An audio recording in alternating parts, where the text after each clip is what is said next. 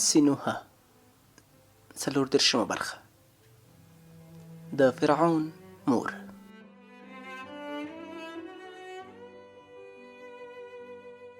پیل.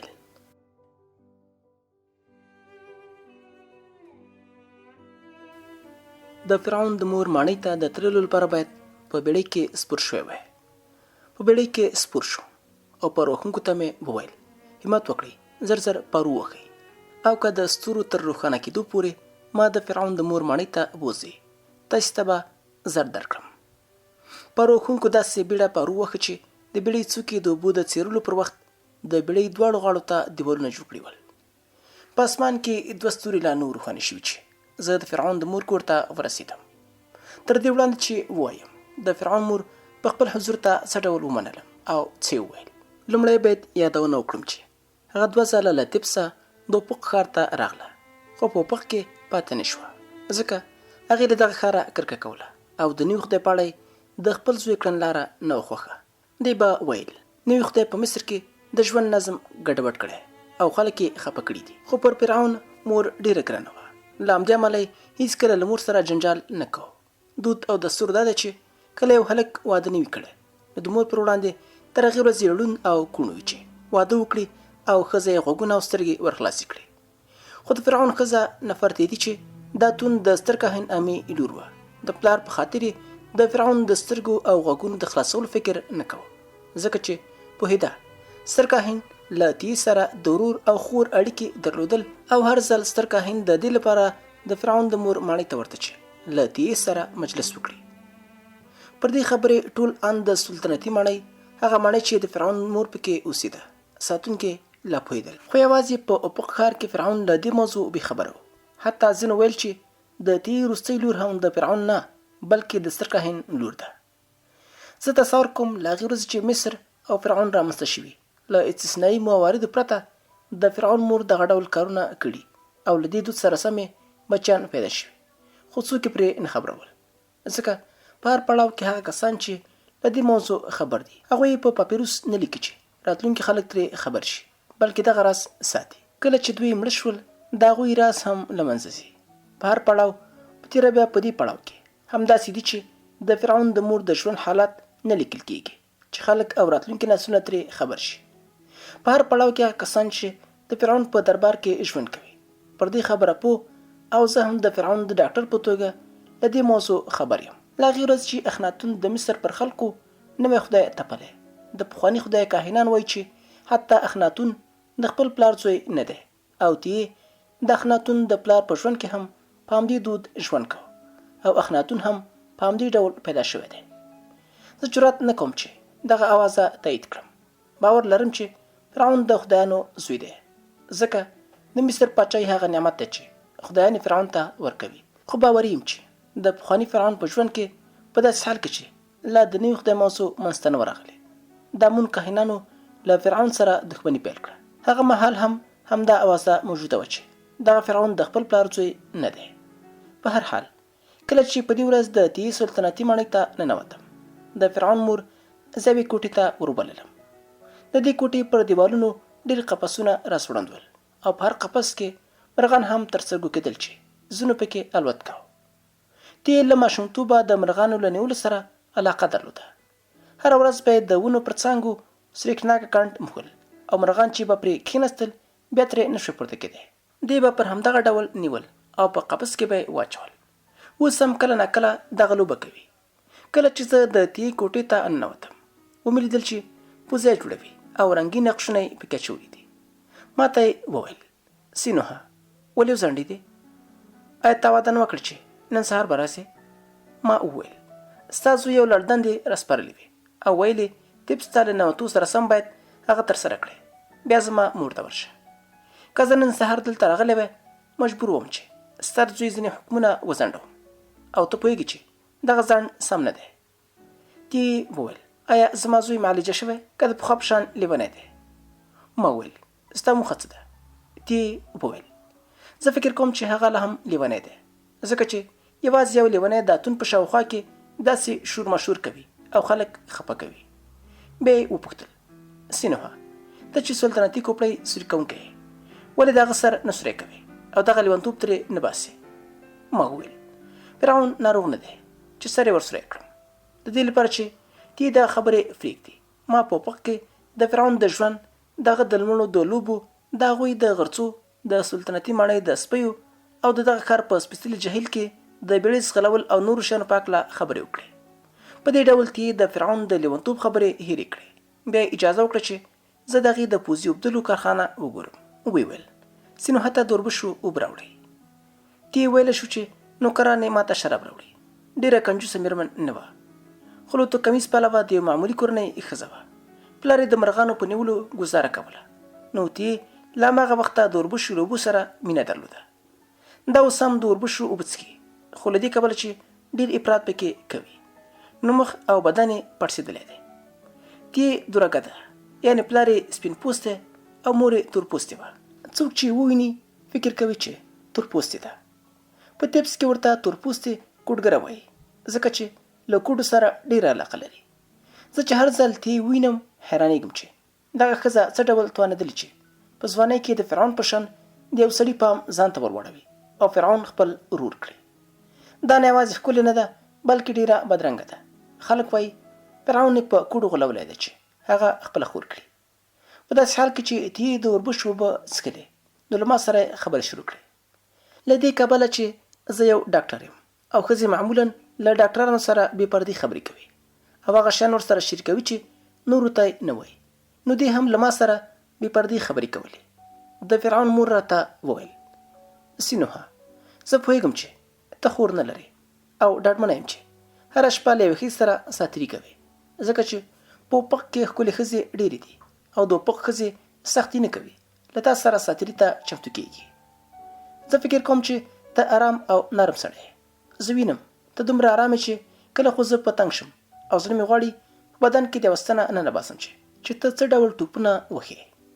خو دا هم باید ومنم چې ته ډېر ښه سړی یې او دې ته حیرانه یم چې ته یو پوه یې او له دې ښېګڼې څخه استفاده کوې، ځکه هغه څوک چې پوه دي ښېګڼې ته اړتیا نه لري.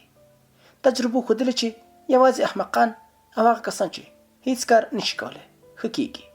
خو ستا په لیدو ځکه خوشحالېږم چې کله تا وینم پوهېږم ته داسې سړی کله ما سره ښېګڼه ونه کړې نو بدي هېڅکله را سره نه کوې.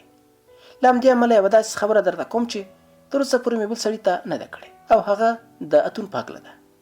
اتون ما او په حقیقت کې امي رامنځته کړی. زما هغه مقصد دا و چې د اتون په وسیله امون له منځه یوسو او په دې ډول زما د زوی او په ټوله کې زموږ ځواک زیات شي. خو ما او امي دا اټکل نه وکړه چې د اتون موضوع دې دومره لوی شي چې د مصر ملت دې خفه شي. حتما پوهېږي او که پوه نه شي ډېر ساده چې امي له دې سره سره چې زما ورور نه دی خو له ما سره ساتیري کوي، خو هغه مې ډېر نه خوښېږي ځکه چې د پخوا په شان طاقت نه لري.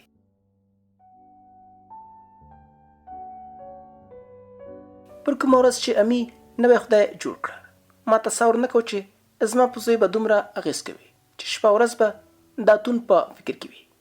خو اوس همدغسې وشول او زوی مې پر اتون داسې مین شوی چې زه فکر کوم لیونی دی. باید د سر کوپړۍ سوري شي چې له جمجمې لیونتوب ووځي. هغه بله خبره چې زه یې حیرانه کړې یم دا ده چې نپرتیتي له دې سره سره چې ښکلې ده ولې تل د فرعون لپاره لور زېږوي. کله چې ښځه ښکلې وي سړی په ډېرې لیوالتیا ورسره ساتیري کوي، او ته چې ډاکټر یې پوهېږي چې کله نارینه په ډېرې مینې او شوق له نفرتیتي سره ساتیري کوي باید لور ونه زېږوي. بله دا چې زه نه پوهېږم ولې خلک زما له تورپوستو کوډګرو کرکه کوي، په داسې حال کې چې هغوی ښه خلک دي. د مور په خېټه کې د ماشومانو سرونه د زوکړې پر وخت اوږدوي، خو خلک له دې ښو نارینهو او ښځو څخه کرکه کوي. اوس زه مجبوره یم هغوی د خپل کور په ځمکتلي کې پټ کړم، ځکه که خلک وویني نو تورپوستي به ترې ووژني. زه له دغو تورپوستو کوډګرو ډېره خوشحاله یم، ځکه زما لپاره داسې درمل او شیان برابروي چې زما جنسي غریزه یې تر پخوا ډېره کړې ده. زه چې څومره له نارینهو سره ساتیري کوم بیا مې هم زړه نه سړېږي او غواړي نور ساتیري وکړم. خو که ته تصور وکړې چې زه له امي سره له ساتیري خوند اخلم تېروتنه کوې، او که ستر کاهن امي د اتون په مسله کې له موږ سره شریک نه وی ما به له ځانه شړلی و، ځکه چې دغه سړی له یوې ښځې سره د پخوا په شان ساتیري نشي کولی. تی یو غټ غړوپ د اوربشو اوبه وڅښلې او بیا دغو کارګرو ښځو په شان چې د نیل په غاړه جامې وینځي په کړس کړس وخندل. ویل سینوها دغه تورپوستي ډېر تکړه ډاکټران دي خو خلک یې کوډګر بولي ځکه چې د هغوی په چل نه پوهېږي. د هغوی له تور رنګ او د بدن له بدبویه کرکه کوي او که ته وکړه شي خپله کرکه یو لور ته کړې نو د هغوی له طبابته به ګټه واخلې. البته په دې شرط چې هغوی خپل طبي رازونه درته ووایي ځکه چې د خپلو طبي رازونو په برخه کې ډېر تعصب لري. البته په دې شرط چې هغوی خپل طبي رازونه درته ووایي ځکه چې د خپلو طبي رازونو په برخه کې ډېر تعصب لري. زه د نور پر خلاف د تورپوست د بدن له بویه کرکه نه کوم. تور ځوان نارینه مې خوښېږي. له هغوی څخه د سپین پوستو ځوانانو په پرتله ډېر خوند اخلم. دا چې ته ډاکټر یې تا ته وایم چې له تورپوستو ځوانانو سره تفریح کوم او په خپله تورپوستي ډاکټران ما ته د دې تفریح اجازه راکوي. وایي چې تاندوالی در په برخه کوي او د ژوند غمونه به در څخه لرې کړي. زه پوهېږم چې د مصر ځینې سپین پوستې مېرمنې د هغو کسانو په شان دي چې د هر ډول خواړه یې خوړلي وي او له غوړې ډوډۍ څخه نور خوند نشي اخیستی.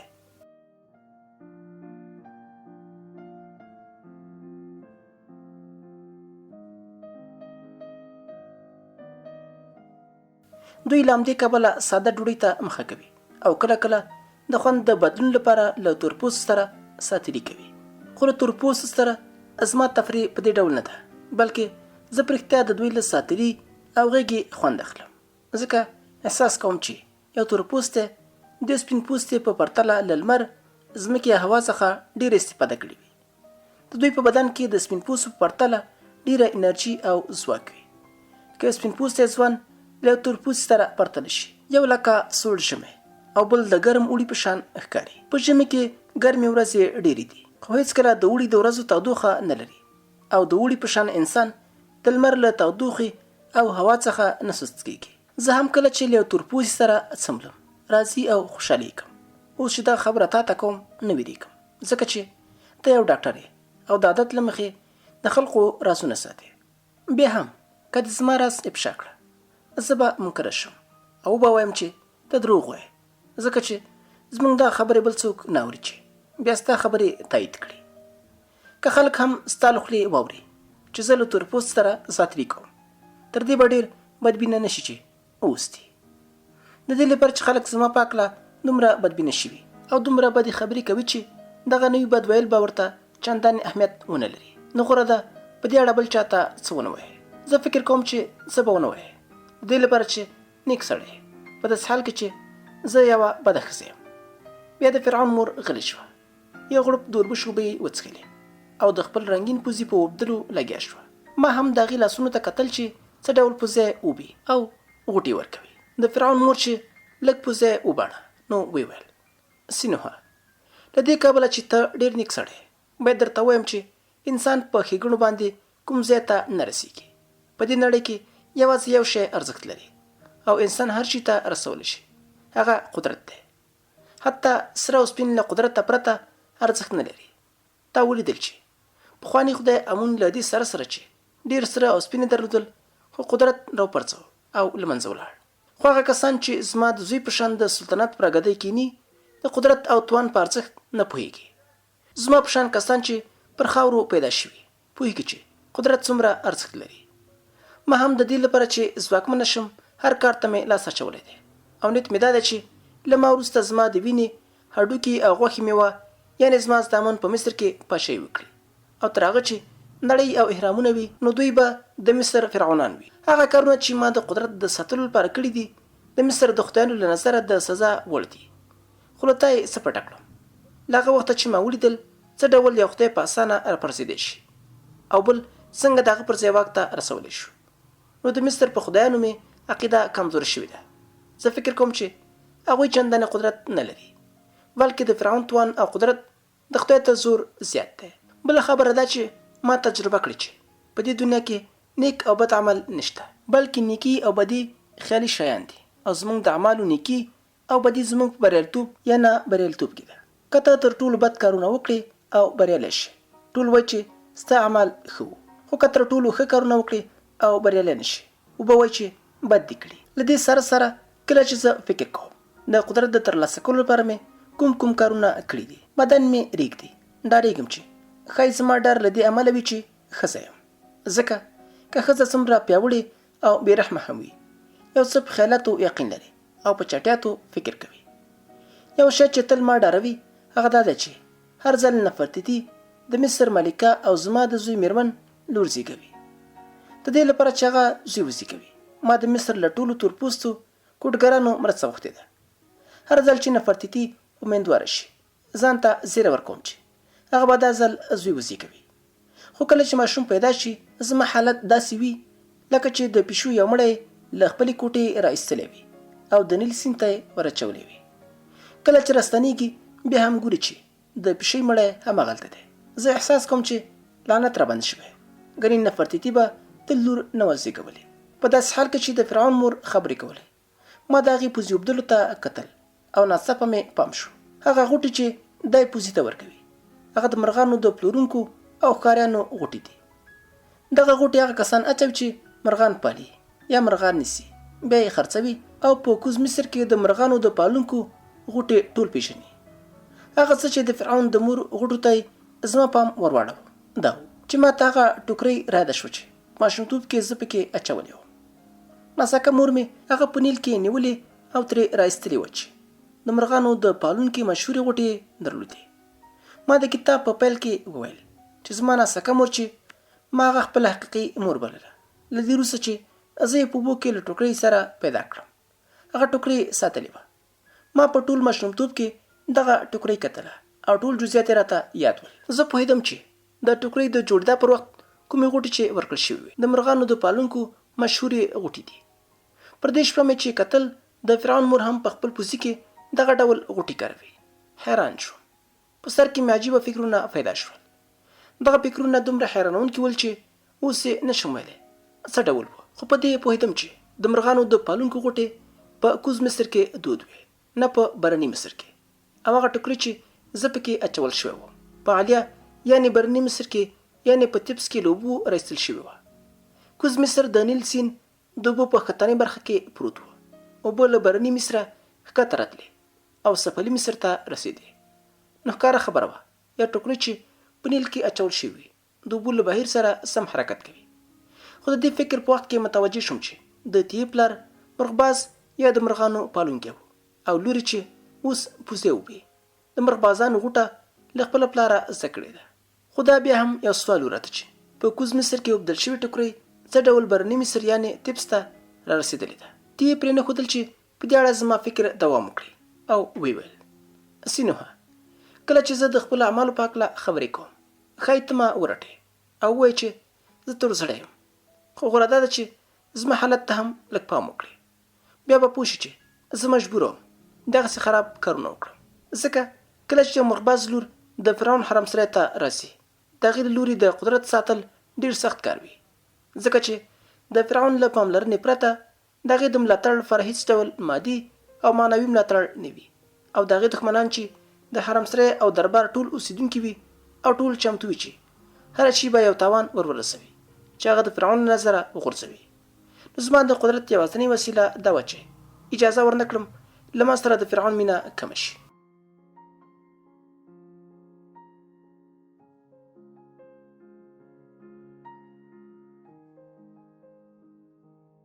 له تورپوستو او کوډګرو مې مرسته وغوښته. هغوی هم داسې شیان راښودل چې ومې کړی شول فرعون ځان ته راجذب کړم. فرعون پوه شو که د حرمسرای له هرې ښځې سره تفریح وکړي دومره خوند ترې نشي اخیستلی څومره چې له ما سره له ساتري اخلي. له دې وروسته چې ما د کوډو په زور فرعون په ځان مین کړه، هڅه مې وکړه د فرعون په قدرت او د ځان په محبوبیت سره خپل مخالفین او دښمنان له منځه یوسم. زما د شپې او ورځې کار دا و چې د خپلو دښمنانو دسیسې شړنډې کړم. هغه لومې چې دښمنانو راته غوړولې دي وشلوم او له هغو کسانو غچ واخلم چې راباندې نشي ګرانېدی. زما یو کار دا و چې پرې نږدم د حرم هیڅ یو ښځه تر ما مخکې زوی وسیږوي. او ته نه پوهېږې چې ما د دې کار لپاره څومره زیار ګاللی دی او څومره زر مې ورکړي دي. ډېره هڅه مې کوله په خپله امیندواره شم، خو بیا هم نه امیندواره کېدم او په بدل کې نور ښځې حمله کېدلې. هر ځل چې به یوه ښځه امیندواره شوه تر هغې ورځې پورې چې ما به د هغې اولاد په خپله خوښه انتخابوه یو ورځ به په کراره نوم نسته. ته له دې کبله چې درباري ډاکټر یې ښایي اټکل وکړی شي چې ما څه ډول یو زوی پر لور بدلاو، خو دې کار لپاره مې د حرم ډېرې نوکرانې له ځان سره ملګري کړې. تر تا مخکې یو درباري سر سوری کوونکی یعنې درباري ډاکټر و چې د مرګ ډېره موده نه ده تېره شوې. پر نجونو باندې د هلکانو په بدلولو کې له ما سره مرسته کوله. تر هغه وخته دغه هلې ځلې روانې وې چې فرعون بوډا شو او زما لمس کولو دغه توان کم کړه. خو بالاخره زما زوی پیدا شو چې اوس فرعون دی. خو دغه فرعون یوازې څو لوړې لري او لا یې زوی نه دی پیدا شوی چې دغه ځای ونیسي. دغه خبرې مې د دې لپاره وکړې چې ته یعنې سینوها پوه شې زه یوه لایقه او توانمنه ښځه یم او په ډېر مهارت مې وکړی شول خپل قدرت وساتم او پراخ یې کړم. که ما له خپل لیاقت او هوښیارۍ څخه کار نه وای اخیستی نو نن به د مصر د پاچاهۍ په ګدۍ زما زوی نه بلکې بل فرعون ناست و. ومې ویل تی زه پوهېږم چې ستا لیاقت څه ډول دی، د دې لپاره چې ستا د هوښیارۍ نښې مې په بل ځای کې هم لیدلي دي. ما ولیدل چې د مرغبازانو مخصوصي غوټې څنګه اچوي. کله چې ما دغه خبره وکړه تی خپل سترګې چې د اوربشو بو ورته کې سرې کړې وې راواړولې او ویل سینوها ای خلک زما له رازونو خبر دي؟ ومې ویل زه کوډګر نه یم خو پوهېږم چې له خلکو هېڅ شی نشي پټېدی. خلک په هر شي خبرېږي ځکه چې د شپې له پلوه چې ته تصور کوې څوک ویښ نه دي. ستا کارونه نه ګوري خو ستوري او سپوږمۍ ویښ وي تا ویني. باد چې ستا له څنګه تېرېږي پوهېږي چې ته څه کوې. ته کولی شي چې د خلکو خولې بندې کړې خو د باد مخه نشي نیولی او نه هم د ستورو سترګې وربندولی شي. له دې کبله چې تی دې خبرې غوسه کړه خو ما د خبرو موضوع بدله کړه او ومې ویل دغه پوزه چې ته یې په اوبدلو بوخته یې ډېر ښکلی دی او زړه مې غواړي دغسې یو پوزه ولرم. د فرعون مور وویل کله چې دغه پوزه خلاص شو تا ته به یې درکړم خو ته به یې په بدل کې څه راکړې. زه مې ورکړه زه به یې په بدل کې خپله ژبه درکړم. د فرعون مور وپوښتل څه ډول د ژبه ماته راکوې؟ ومې ویل ایا ته په دې نه پوهېږې چې د دې خبرې معنا څه ده؟ د دې خبرې معنا دا ده چې زه به په خپله ژبه وساتم او ستا پر خلاف به څه نه وایم. د فرعون مور چې شراب ونشه کړې وه وویل دغه ډالۍ چې ته یې ماته راکوې ارزښت نه لري ځکه دغه ډالۍ ده چې په ما پورې اړوند ده. ومې پوښتل څنګه په تا پورې اړوند ده؟ د فرعون مور ځواب راکړه نه یوازې ستا ژبه زما ده بلکې ستا لاسونه هم زما دي او زه ویلی شم چې ستا ژبه در پرې کړي او ما ته یې راوړي چې له دې وروسته زما رازونه ونه لیکلی شي چې راتلونکي کسان یې وګوري او هغوی ما وپېژني. ومې ویل تی تا نن شپه ډېر بیر څښلي له همدې امله داسې خبرې کوې چې باید له خولې دې ونه وځي. غوره ده چې نورې د اوربشو به ونه څښي او ویده شي چې خوب د نشې غېږه ختمه کړي. ګنې ښایي د اوبو د اس په شان شیان دلته وګوري. خو له دې سره سره چې ته نشه او زه هوښیار یم وایم چې چمتو یم خپله ژبه درکړم یعنې ستا رازونه وساتم په دې شرط چې ته همدغه اوبدل شوي پوزه ماته راکړې. د فرعون مور وخندل او ویل سینوها کله تا پرته بل چا دا خبرې کړې وې هغه به مې نه وی پرېښی چې زما له ماڼۍ ژوندی ولاړ شي. خو له دې کبله چې ته ډاکټر یې او پوهېږي چې زما د زوی د رازونو ساتونکی یې تا نه وژنم. کله چې دغه پوزه خلاص شو تا ته به یې درکړم. ما د فرعون له موره خدای پاماني واخیسته له ماڼۍ راووتم او په بیړۍ کې سپور شوم چې موریت ته ولاړ شم. کله چې په نیل کې تېرېدم هغه شپه مې په ذهن کې انځور کړ چې یو ماشوم یې په ټوکرۍ کې ایښی وي او هغه ټوکرۍ د نیل اوبو ته سپارلې وي. په دې ټوکرۍ کې داسې غوټې وي چې یوازې مرغبازان یې اچولی شي. ما غوښتل دغه ماشوم راز چې اوس لوی سړی شوی او سینوها نومېږي روښانه کړم خو ځکه وېرېدم چې د مجهولاتو او ناڅرګنده شیانو په اړه چې د انسان پوهه څومره زیاتېږي د هغه غمونه هم هومره ډېرېږي او ما غوښتل زما غم نور زیات نشي.